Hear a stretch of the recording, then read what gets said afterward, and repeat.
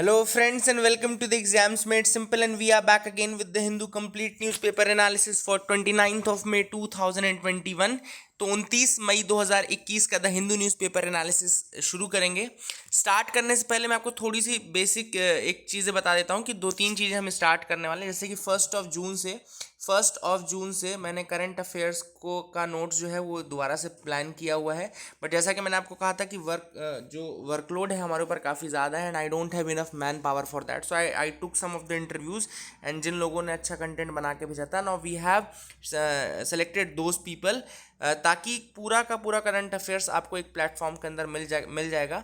नीचे लिंक दी हुई है। 1 जून से पूरा जो करंट अफेयर्स है हिंदू का, पीआईबी का और जितने भी अलग वेबसाइट्स का हम लेते हैं, प्लस जो क्वेश्चंस मैं देता हूँ उसका separate PDF plus monthly PDF, ये सारा कुछ आपको प्रोवाइड किया जाएगा। लिंक नीचे डिस्क्रिप्शन कमेंट में है। तो 1 जून से ये चीज़ स्टार्ट होगी। डेली पीडीएफ भी आपको मिलेगी जो उस दिन के पूरे करंट अफेयर्स की रहेगी, प्लस आपको मंथ के एंड में उसकी मंथली पीडीएफ भी उसके अंदर दी जाएगी। ठीक है ना। तो आप लोग अगर ज्वाइन करना चाहते हैं you can join that. Videos as it is जैसा चलता है वैसा ही यूट्यूब में रहेगा। That will be free of cost, no problem in that. अगर आप अपने से नोट्स बना सकते हैं तो that is very very good. अगर नहीं बना सकते तो दैट वी विल डू। इसके अलावा उसमें वीकली क्वेश्चन और एक मॉडल आंसर भी मैंने प्लान किया हुआ है, तो आप एक बार देख लीजिएगा। वो मैंने लिंक नीचे डिस्क्रिप्शन कमेंट में दी है, तो आप you can read it there. अभी यहाँ पे मेरे पास इतना टाइम नहीं है कि मैं आपको इसको बता पाऊँ। We have to start the news analysis also. And दूसरी चीज़ ये कि मैं सोच रहा था कि सितंबर से फुल फ्लेजेड एक ऑनलाइन, जैसा कि एक पूरी कोचिंग होती है, कोचिंग इंस्टीट्यूट होता है, उसके तरीके से पूरा का पूरा सिलेबस अंदर वन बैच, पहला बैच मैं स्टार्ट करूँगा इन दिस मंथ ऑफ सितंबर। ठीक है ना। I am giving you 2-3 month time. आप सोच लीजिए, जिन्होंने ज्वाइन किया हुआ ऑलरेडी कहीं पढ़ रहे होंगे तो अपना करते रहें, कोई दिक्कत नहीं है। बट जो those people who are having trust on us, believe me that will be in the reach of everyone. जैसा जो भी हम कोर्स स्टार्ट करेंगे, बाकी कोचिंग जैसा 1.5 लाख 2 लाख 1 लाख चार्ज करती हैं, we will not be charging that any, मतलब बहुत ही bare minimum, just to fulfil the necessities of the teachers who are taking the classes. उसके अलावा nothing else will be charge. It will be in the reach of each and every one of you, that is my personal guarantee. ठीक है ना। तो आप लोग सोच लीजिएगा पहले। And I have done a voting also yesterday, so you can vote there as well. आप वहाँ चाहें तो वोट भी कर सकते हैं regarding your concerns and all, जो भी आपको लगता है। ठीक है ना। So that is thing. सितंबर से वो बैच स्टार्ट होगा। एक बैच रहेगा सितंबर से for the next years prelims examination, है ना। उसमें आपको सब कुछ हिस्ट्री, ज्योग्राफी, पॉलिटी, इकोनॉमी सब कुछ पढ़ाई जाएगी, है ना। तो that will be a complete course along with the current affairs and all. तो अगर आप इंटरेस्टेड हैं तो जस्ट लेट मी टेल, एक हम बेसिक रजिस्ट्रेशन की प्रोसेस स्टार्ट करेंगे ताकि हमें भी आइडिया रहे कि कौन कौन इंटरेस्टेड है। This will be the first batch. Super 30 type का मैं सोच रहा था स्टार्ट करने का, कि that is in IIT and all, so I will plan that on that line only, है ना। So on that line we will be planning for us also. So let's see, आगे मूव करते हैं। ठीक है ना। आज के न्यूज़पेपर में आते हैं। सबसे पहले आज के सवाल। पहला सवाल है, which of the following are considered as the trinity of Carnatic music. कौन कौन इनमें से ट्रिनिटी ऑफ कार्नेटिक म्यूजिक कहलाता है। First is Shyama Shastri, second is Muthu Thandavar, third is Tyagaraja Swami, fourth is Muthuswami Dikshitar, fifth is Thirugnana Sambandar. ठीक है ना। तो आपको बताना है कि इसमें से ट्रिनिटी ऑफ कार्नेटिक म्यूजिक में कौन कौन आते हैं। ऑप्शंस आपके सामने स्क्रीन पे हैं। प्लीज डू टेल मी कौन कौन से इनमें से ट्रिनिटी ऑफ कार्नेटिक म्यूजिक में आते हैं। Second question is which of the following is correct with respect to fungus. Fungus के रिस्पेक्ट में कौन सा सही स्टेटमेंट है। मैंने एक वीडियो बनाया था येलो फंगस ब्लैक फंगस में, उसमें मैंने ये सारी चीज़ें डिस्कस भी की हुई हैं। ठीक है ना। तो सबसे पहला इसमें ए है, the study of fungi is called orticology. Second is lichens and oomycetes belong to the fungi kingdom. Third is fungus is not a part of animal and plant kingdom and it has been classified as a kingdom on their own. D is fungi are prokaryotic organisms in which cell does not contain membrane bound organelles and undefined nuclei.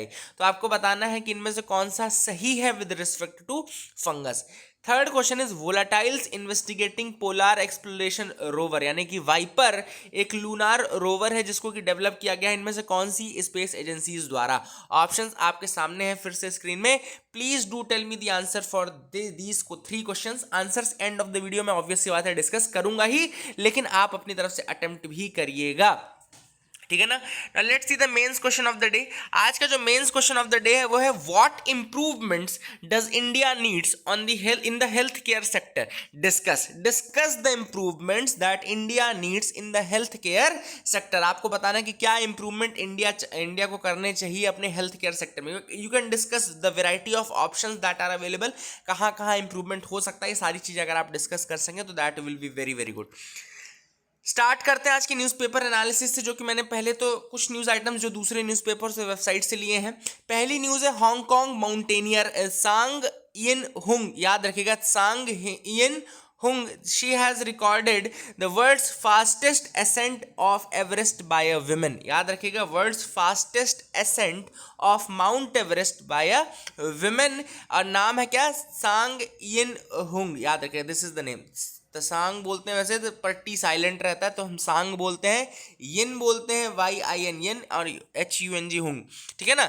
World's fastest ascent by on the Mount Everest by a women. अब Mount Everest के regarding एक और fact याद रखिएगा कि mount Everest की जो height है वो 8848.86 मीटर है, और रिसेंटली अभी पता चला था कि माउंट एवरेस्ट की हाइट 0.86 मीटर यानी कि 86 सेंटीमीटर और बढ़ गई थी, ठीक है ना। तो ये भी अभी की ही खबर है ये कि माउंट एवरेस्ट की जो हाइट है वो बढ़ गई थी, and that has increased to 8848.86 metre, और ये हाइट बढ़ी कितने से थी, 0.86 मीटर से, यानी कि 86 सेंटीमीटर से ये हाइट बढ़ी थी। तो ये भी आप याद रखिएगा। ये जो सांग यिन हुंग है, she also was the first Hong Kong women to climb at the top of the Mount Everest. ये पहली हांगकांग की महिला भी थी जो जिन्होंने कि माउंट एवरेस्ट के टॉप पे चढ़ा था। Now she has become the first fastest women on Mount Everest, मतलब fastest ascent to Mount Everest by a women, ठीक है ना, याद रखिएगा। अगली न्यूज़ है global annual to decadal 10-year climate update was released by United Kingdom's meteorological office. तो एक रिपोर्ट है global annual to decadal 10-year climate update. इसका नाम क्या है, global annual to decadal 10-year climate update. इसको निकाला किसने, यूनाइटेड किंगडम्स मीटरोलॉजिकल ऑफिस ने, और इसको लीड किसने किया है, वर्ल्ड मीटरोलॉजिकल ऑर्गेनाइजेशन ने लीड किया, ठीक है ना। तो अब इस रिपोर्ट के अंतर्गत एक्चुअली जो मेन ईयर देखे जा रहे हैं वो 2021 से 2025 के बारे में बताया गया है, 2021 से 2025 के बारे में। तो इस रिपोर्ट में ये बोला है कि 2021 से 2025 तक the world will temporarily breach the 1.5 degree Celsius warning mark with in 2021 to 25। मतलब कि वर्ल्ड जो है ये 1.5 डिग्री सेल्सियस का जो वार्निंग मार्क है, it will B crossed by the world in 2021 to 2025, ठीक है ना। इन्होंने ये भी कहा है कि 40% चांस है कि annual average global temperature will Sarpass the 1.5 degree Celsius above the pre industrial temperature in this period only. तो 2021 से 2025 के अंतर्गत ये चीज हो जाएगी। इसकी 40% श्योरिटी भी दे रहे हैं इस रिपोर्ट में। Then there is a 90% chance of 1 year in the period of 2021 to 2025 being the hottest on record. तो इन्होंने बोला कि 90% चांस है कि 2021 से 2025 के बीच में एक साल ऐसा आएगा जो कि हॉटेस्ट होगा ऑन रिकॉर्ड एवर, मतलब हॉटेस्ट ईयर ऑन रिकॉर्ड होगा, ठीक है ना। एंड 2021 से 2025 के बीच में अगर एनुअल एवरेज ग्लोबल टेम्परेचर देखा जाए, so it will be at least 1 degree Celsius warmer than the pre industrial level. तो प्री इंडस्ट्रियल लेवल से 1 डिग्री ज़्यादा टेम्परेचर रहेगा एनुअली, अगर हम कंपेयर करें 2021 से 2025 में, then earlier than pre industrial level. तो ये सारी चीज़ें इस रिपोर्ट में बताई गई है। अब इसमें एक और नाम आया था WMO यानी कि वर्ल्ड मीटरोलॉजिकल ऑर्गेनाइजेशन का। तो मैं थोड़ा आपको वर्ल्ड मीटरोलॉजिकल ऑर्गेनाइजेशन के बारे में बता दूं। देखो वर्ल्ड मीटरोलॉजिकल ऑर्गेनाइजेशन जो है वो एक्चुअल में 1950 में बनी थी, ठीक है ना। कब बनी थी, 1950 में बनी थी वर्ल्ड मीटरोलॉजिकल ऑर्गेनाइजेशन, और एक इंटर गवर्नमेंटल ऑर्गेनाइजेशन है, इंटर गवर्नमेंटल ऑर्गेनाइजेशन है। इसकी जो प्रीडिसेसर ऑर्गेनाइजेशन, मतलब इससे पहले ही 1950 में तो वर्ल्ड मीटरोलॉजिकल ऑर्गेनाइजेशन बनी, इसकी जो प्रीडिसेसर ऑर्गेनाइजेशन थी उसको इंटरनेशनल मीटरोलॉजिकल ऑर्गेनाइजेशन बोलते हैं। क्या बोलते हैं, इंटरनेशनल मीटरोलॉजिकल ऑर्गेनाइजेशन, और वो बनी थी 1873 में। याद रखिएगा 1873 में बनी थी इंटरनेशनल मीटरोलॉजिकल ऑर्गेनाइजेशन, और उसकी जो सक्सेसर बनी फिर वर्ल्ड मीटरोलॉजिकल ऑर्गेनाइजेशन, ये बनी 1950 में। स्पेशलाइज्ड एजेंसी है और ये इकोसॉक के अंतर्गत आती है, यानी कि United Nations economic and social council के अंतर्गत आती है। मतलब इकोसॉक इसकी पेरेंट ऑर्गेनाइजेशन है। स्पेशलाइज्ड यूएन एजेंसी ये 1951 में बनी, 1950 में इसका फॉर्मेशन हुआ, बट यूएन की ये स्पेशलाइज्ड एजेंसी 1951 में बनी। इसको भी आप याद रखिएगा। These are the things which are very very important. So I hope you got clarity regarding this. ये दो रिपोर्ट्स पब्लिश करती है ये वर्ल्ड मेट्रोलॉजिकल ऑर्गेनाइजेशन, एक है ग्रीन हाउस गैस बुलेटिन और एक है status of the world climate. तो कौन कौन सी दो रिपोर्ट डब्ल्यूएमओ निकालता है? तो डब्ल्यूएमओ दो रिपोर्ट निकालता है। पहली रिपोर्ट है ग्रीन हाउस गैस बुलेटिन, याद रखिएगा, ग्रीन हाउस गैस बुलेटिन निकालता है। दूसरी है status of the world climate, status of the world climate भी ये रिपोर्ट निकालता है, ठीक है ना। These are the things which are very very important. I hope you will remember these and आपको याद रहेगा, ठीक है ना। आगे मूव करते हैं। Government puts of decision on tax relief for covid supplies. अब गवर्नमेंट ने क्या किया है, कोविड-19 सप्लाईज के रिगार्डिंग जो जीएसटी काउंसिल की मीटिंग थी उसमें डिसीजन नहीं लिया। इन्होंने क्या बोला कि एक मिनिस्टीरियल ग्रुप बनाया जाएगा जो कि रिव्यू करेगा demand for GST relief on कोविड-19 एसेंशियल्स बाय 8 जून। मतलब 8 जून तक ये मिनिस्टीरियल ग्रुप जो है वो डिमांड को एसेस करेगा, जीएसटी रिलीफ मतलब कि कोविड-19 एसेंशियल्स के क्या क्या डिमांड है, उसके बाद वो जीएसटी रिलीफ प्रोवाइड करेंगे, ठीक है ना। लेकिन कुछ जगहों पे आईजीएसटी को मतलब वो रिलैक्सेशन दिया गया है, माइनर रिलैक्सेशन दिया गया है, ठीक है ना। यहाँ पे एक और चीज डिसीजन ली गई कि centre to raise 1.58 lakh crore for states in lieu of their compensation dues. जो कंपनसेशन ड्यूज बचे हुए हैं उसके लिए सेंटर रेज करेगा 1.58 लाख करोड़ रुपीस, ठीक है ना। And that is the thing which is important. Special session जो है वो प्रपोज किया गया है to decide the GST compensation cess levy extension beyond July 2022। तो हो क्या रहा है, देखो 5 सालों के लिए बोला गया था, मतलब पहले तो ये आपका कंपनसेशन ना, अभी जो सेस लेवी है जीएसटी कंपनसेशन के ऊपर जो सेस लेवी लगाई जाती है जिससे कि फिर कंपनसेशन प्रोवाइड किया जाता है, उसको देखना होगा कि जुलाई 2022 के बाद उसका एक्सटेंशन और करना है कि नहीं करना है, ठीक है ना। तो ये भी एक चीज़ है जो कि ये देखेंगे।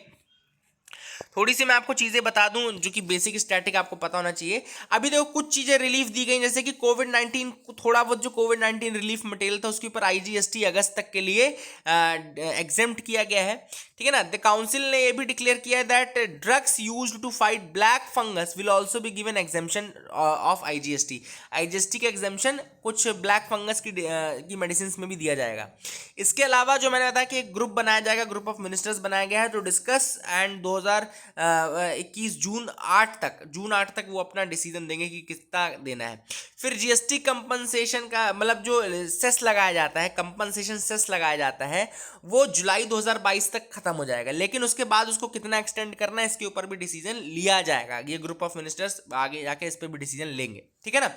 जीएसटी काउंसिल की अगर हम बात करें तो जीएसटी काउंसिल एक कॉन्स्टिट्यूशनल बॉडी है। सबसे पहली चीज आपको याद रखना है, जो जीएसटी काउंसिल है वो कॉन्स्टिट्यूशनल बॉडी है। That is a constitutional body which makes recommendation to the union and state government on the issue related to GST tax. तो जीएसटी से रिलेटेड जो रिकमेंडेशंस हैं वो आपकी जीएसटी काउंसिल ही प्रोवाइड करती है। एंड जीएसटी काउंसिल को चेयर कौन करता है? यूनियन फाइनेंस मिनिस्टर चेयर करता है, ठीक है ना, ये भी याद रखिएगा। और इसके अंतर्गत और बहुत सारे लोग आते हैं, मैं आपको बताता हूं। सबसे पहले याद रखिएगा आर्टिकल 279A जो है, आर्टिकल 279A ये 12 सितंबर 2016 से था and it was issued on 10 मतलब कि इशू हुआ था 10 सितंबर में, लेकिन इफेक्ट में आया था 12 सितंबर से 2016 में, 2016 में, ठीक है ना। तो 2016 में आया था ये। And as per the article 279A, article 279A जो है ऑफ द अमेंडेड कॉन्स्टिट्यूशन, तो 279A के अंतर्गत जीएसटी काउंसिल को स्टैब्लिश किया जाएगा। मेंबर कौन कौन होंगे? यूनियन फाइनेंस मिनिस्टर चेयरपर्सन होगा, union minister of state in charge of revenue और फाइनेंस होगा मेंबर एक मिनिस्टर इंचार्ज ऑफ फाइनेंस और टैक्सेशन होगा, minister nominated by each state government members होंगे, सारे स्टेट गवर्नमेंट जो मिनिस्टर को नॉमिनेट करेंगे वो भी रहेंगे। फिर एक इसमें अंडर एक आर्टिकल है 279A4, 279A का सबसेक्शन 4 जो है वो कहता है council will make recommendations to the union state on important issues related to GST. तो जीएसटी काउंसिल का जो काम है वो 279A4 के अंतर्गत आता है, तो ये भी आप याद रखिएगा, ठीक है ना। अब मैं बता रहा था आपको जीएसटी कंपनसेशन सेस जो होता है वो क्यों एक्सपायर होगा जुलाई 2022 को, क्योंकि अगर आपको याद हो तो जुलाई 2017 में जीएसटी जो है वो फोर्स में आया था, ठीक है ना, जुलाई 2017 में। और कंपनसेशन जो है वो इम्प्लीमेंटेशन के 5 सालों तक ही देने का गवर्नमेंट ने बोला था, ठीक है ना।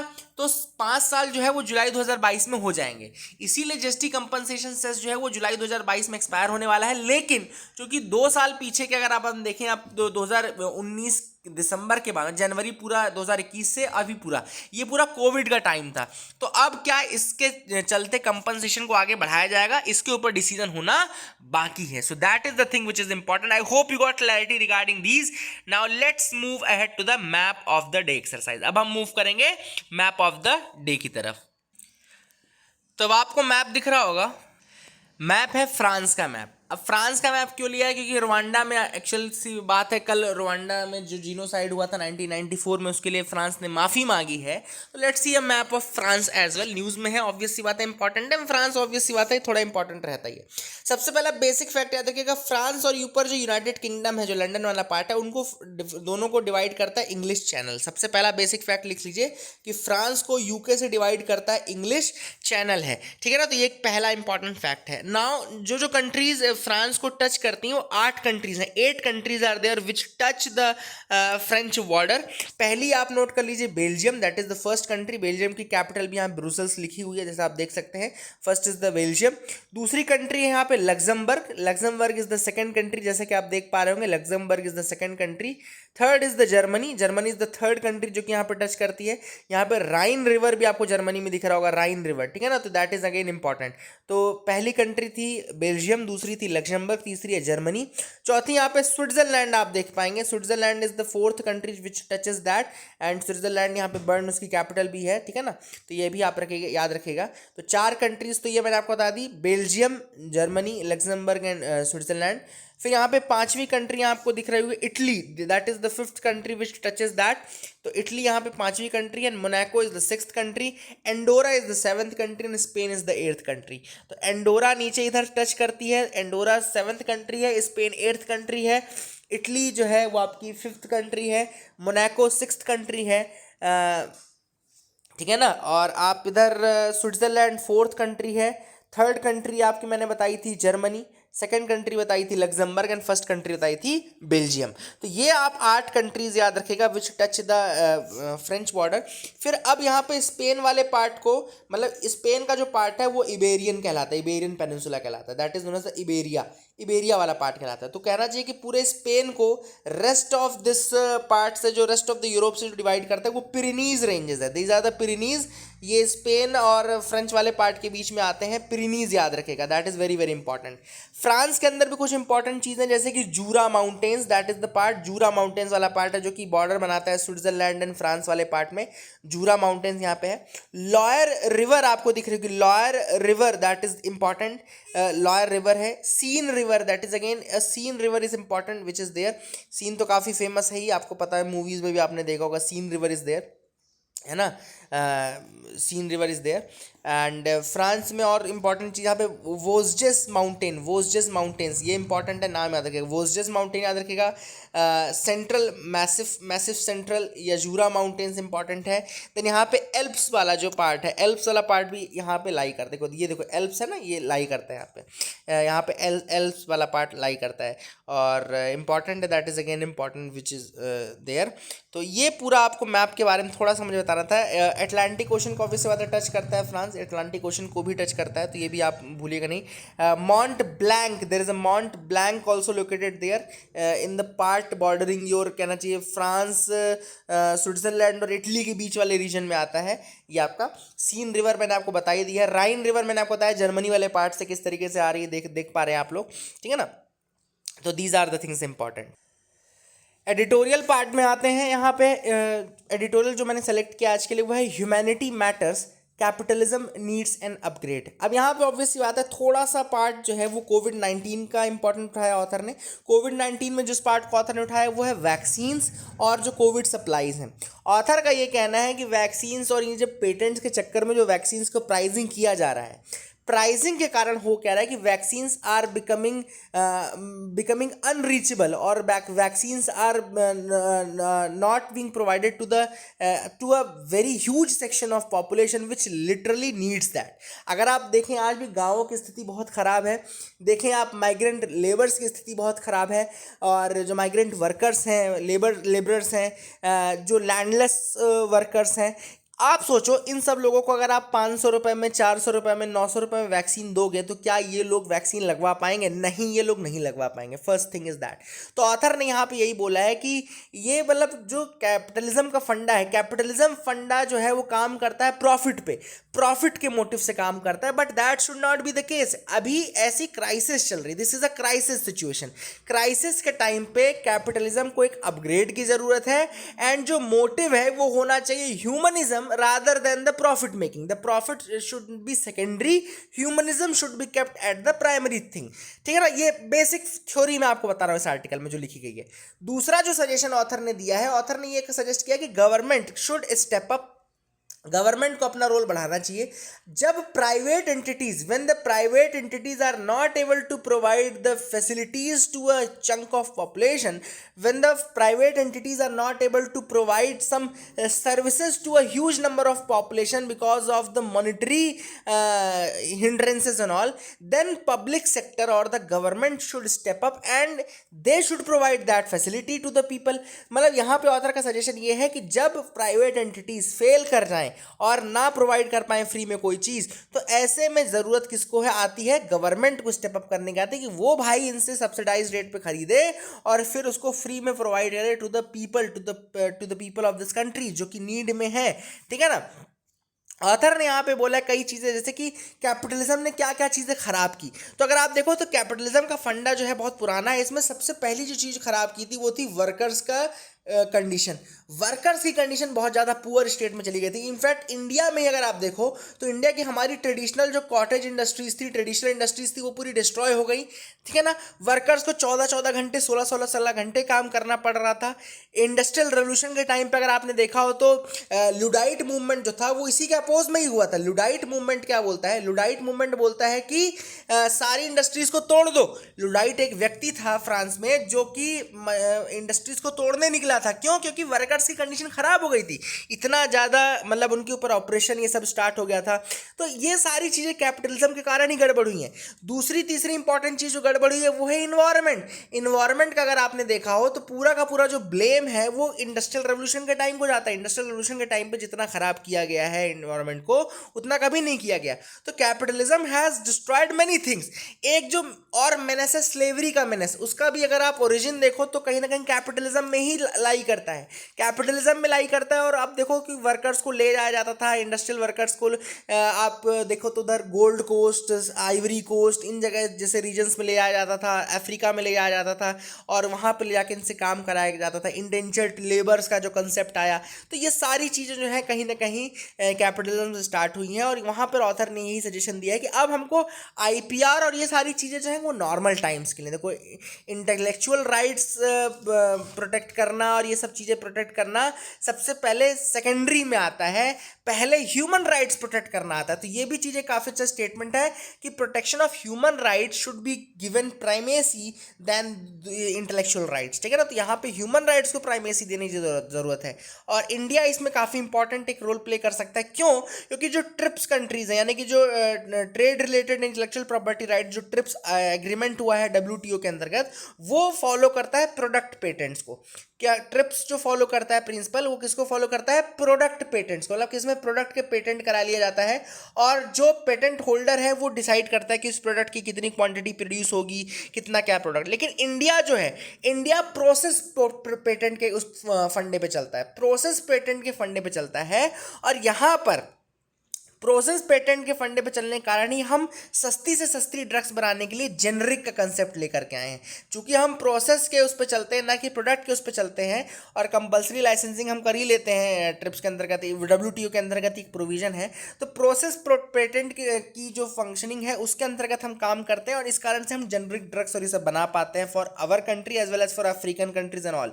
बट इससे जो लोग हैं इनोवेटर जो खुद को कहते हैं वो खुश नहीं रहते हैं, क्योंकि हम ऑब्वियस सी बात है उनका स्पेस ले रहे हैं। रहे हैं। तो ऐसे में इंडिया को मतलब इस चीज़ में एटलीस्ट इमरजेंसी के टाइम पे छूट मिलनी चाहिए। That is what the author is saying. यहाँ पे ऑथर ने ये सारी चीज़ें कही है, ठीक है ना।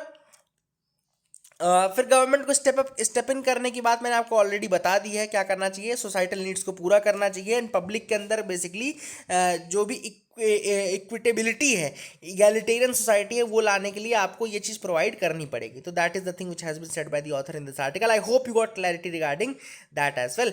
आगे मूव करते हैं, freedom fighter TM Kaliyannan passes away.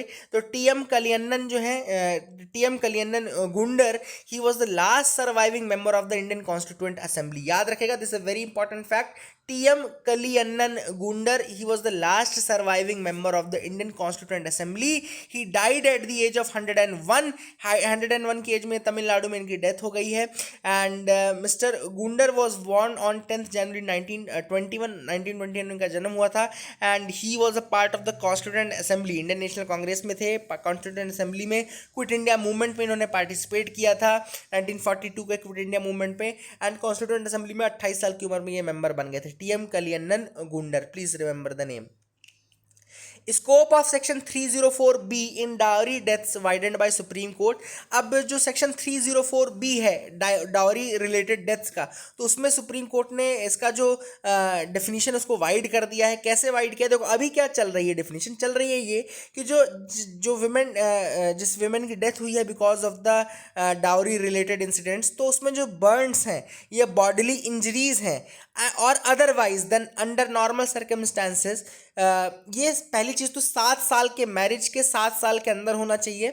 दूसरी चीज़, उनको जो मतलब हरासमेंट और क्रुएलिटी हुई है, it should be soon before her death. अभी जो वर्ड यूज़ होता था वो होता था सून बिफोर हर डेथ, तो इसका जो इंटरप्रिटेशन था वो अलग अलग केस में अलग अलग होता था। सून बिफोर हर डेथ का मतलब होता है कि जस्ट डेथ के पहले, है ना। बट कई केसेस में ऐसा होता है कि हो सकता है उस समय ऐसा कोई फिजिकल बॉडीली हार्म या फिजिकल बॉडीली बर्न्स ना देखने को मिले, है ना। तो यहाँ पे सुप्रीम कोर्ट ने जो है उसका जो एम्बिट है उसको वाइड किया और उसमें कहा है कि ना केवल फिजिकल बट वर्बल और मेंटल भी इसके अंदर इंक्लूडेड रहेंगे।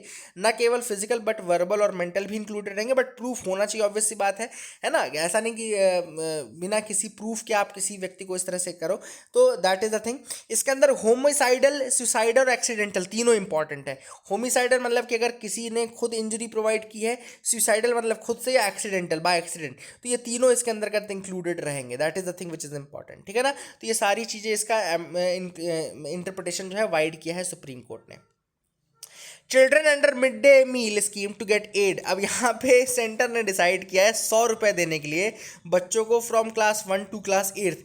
अब ये जो दिया जाएगा, अब ये किस बेसिस पे दिया जाएगा, यहाँ पे ऑथर ने कहा है कि अगर ये मंथली भी दिया जाए तो इसका मतलब है कि एक बच्चा जो है वो एक दिन में 3 रुपये कुछ पैसे का खाना खाता है। This is as per the government schedule, ठीक है ना। सेंटर ने डिसाइड किया है मिड डे मील का जो मतलब सिंस अभी स्कूलें नहीं खुल पा रही हैं, तो जो कंपनसेशन है उसके लिए ₹100 देने का डिसाइड किया। अब ये टोटल दिया जाएगा कि मंथली बेसिस पे, बट ऑथर ने कहा अगर मंथली बेसिस पे दिया जा रहा है तो भी ये 3 रुपये से कम पर डे के हिसाब से आ रहा है, 3 रुपये 4 रुपये से कम आ रहा है, ठीक है ना। ऑथर ने सजेस्ट यहाँ पे ये किया है कि इनको कम से कम जैसे 1200 रुपये वो तो हो ही गए, मतलब 1200 रुपये तो उनको देने ही देने हैं 12 महीनों के एनुअली अगर देखा जाए। प्लस इनको पीछे के अरियर्स भी प्रोवाइड करो, जो अभी आगे से नहीं, पीछे से भी इनको प्रोवाइड किया जाए। दूसरी चीज़, एक और चीज़ की जा सकती थी कि इनको इन्हेंस्ड सप्लाई दी जा सकती थी, इनके घरों को इन्हेंस्ड सप्लाई, जैसे कि फ्रूट्स दे सकते हैं, चना दाल दे सकते थे, ऑयल दे सकते थे, टेक होम राशन दे सकते थे। तो ये भी एक चीज़ की जा सकती थी which could have improved this thing. तो ऑथर ने ये भी सजेशन प्रोवाइड किया। तो I hope you got clarity regarding that as well. आगे हम बात करते हैं और important, Germany has apologised for genocide in Namibia. अब जैसे फ्रांस ने रवांडा के लिए अपोलोजाइज किया है, वैसे ही जर्मनी ने नामीबिया में होने वाले जीनोसाइड के लिए भी क्या किया है, अपोलोजाइज किया है। तो यहाँ पे Germany has apologised for its role in the slaughter of Herero and Nama tribes people of Namibia. यहाँ पे 2 ट्राइब के नाम याद रखिएगा, Herero tribe and Nama tribes. ये नामीबिया की ट्राइब ट्राइब्स हैं याद रखिएगा, कौन कौन सी ट्राइब्स है, Herero and Nama tribes of Namibia, याद रखिएगा Herero and Nama tribes of Namibia. इनका जो जिनोसाइड हुआ था उसके लिए जर्मनी ने माफ़ी मांगी है फ्रॉम द नामीबिया, ठीक है ना। और फ्रांस ने रवांडा की जिनोसाइड मांगी थी। अब यहाँ पर रवांडा जिनोसाइड के बारे में दो कम्युनिटीज़ इंपॉर्टेंट है, उनके नाम बता दूँ। 1994 में दो कम्युनिटी, एक तो कम्युनिटी थी आपकी हुतू community which was the majority community, हुतू was the majority, and जो माइनॉरिटी थे वो थे तुत्सी, TUTSSI, तुत्सी कम्युनिटी। तो हुतू was the majority community and Tutsi were the minority community. लेकिन हो क्या रहा था, हो ये रहा था कि तुत्सी उस समय ज़्यादा एजुकेटेड थे और ज़्यादा पावर में थे, even after being the minority, and वहाँ पे हुतू जो मेजॉरिटी में थे वो वहाँ पे कम पढ़े लिखे थे और वो वहाँ पे रूरल क्लास में नहीं थे। तो इसलिए वहाँ पे काफ़ी डिसएग्रीमेंट चलता था और टेंस कंडीशन रहती थी। और 1959 में ये चीज़ हुआ। इसके बाद ये 1994 में 1990s में वायलेंट हुआ। 1994 में काफ़ी जिनोसाइड देखने को मिला and हुतू community was the majority community and Tutsi community was the minority community. I hope you got clarity regarding that. Answers मैं आपको आज के बता दूँ, आज के सवालों के आंसर्स बता देता हूँ। पहला सवाल जो मैंने पूछा था उसका आंसर है श्यामा शास्त्री, याद रखिएगा। त्यागराजा मुथुस्वामी दीक्षितर याद रखिएगा और त्यागराजा याद रखिएगा। तो 1, 3, 4 इसका आंसर हो जाएगा। C will be the answer. Fungus के लिए कौन सा सही है, तो सी, अगेन सी ही सही है, क्योंकि इसका एक अलग क्लास ही डिफाइन किया गया है और ये यू कैरियोटिक में आता है, ना कि प्रो कैरियोटिक में। ऑर्टिकोलॉजी क्या होता है ये आप मुझे बताएंगे, that will be very good. Viper तीसरा मैंने पूछा था, वाइपर कौन से एजेंसी का है, तो नासा का है। ये न्यूज़ मैंने आपको ऑलरेडी पढ़ाई हुई है। So that is it for the day, friends. I hope you liked our video. Please do like and subscribe. Keep loving us, keep sharing us. Thank you and have a nice day.